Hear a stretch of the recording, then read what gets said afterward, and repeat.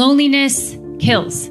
It's as powerful as smoking or alcoholism. Now, we don't want to show this to anybody to freak them out because, of course, we're all going to experience loneliness at times. But it's more about, we hope from this slide, you take away that loneliness doesn't just feel kind of icky. It's actually doing something to your long-term health and happiness and longevity. When you feel that sense of loneliness, that we hope that it triggers a response for you to create a pattern interrupt.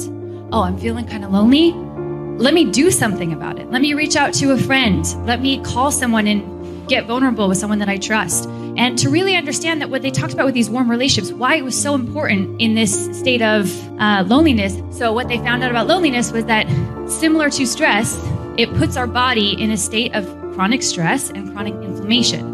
And what warm relationships did was they were one of the most powerful stress regulators to get our body out of that state of chronic stress and inflammation and back into a state of joy, peace, ease, happiness. And in that state of joy and peace and ease, we age less.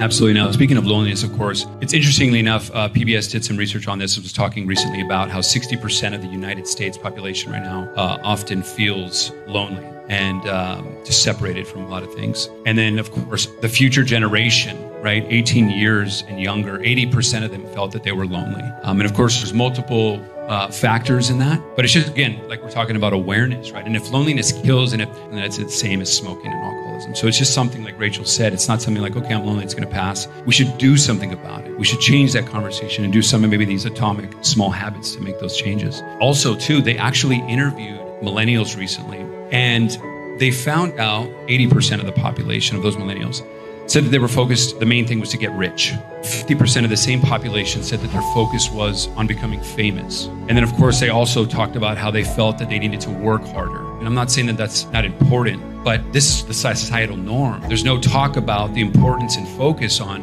healthy, happy, warm relationships, right? And it's all relationships, not just, like the intimate relationships. This relationship to self, others, the world around us. And, I really resonate with this survey that they did, because if you would have asked me 10, 15 years ago, those questions, I probably would have answered similarly, because I got that message growing up. I got that story. I was like, oh, the harder I work, the more successful I am, the happier and healthier and more like loved I'll be.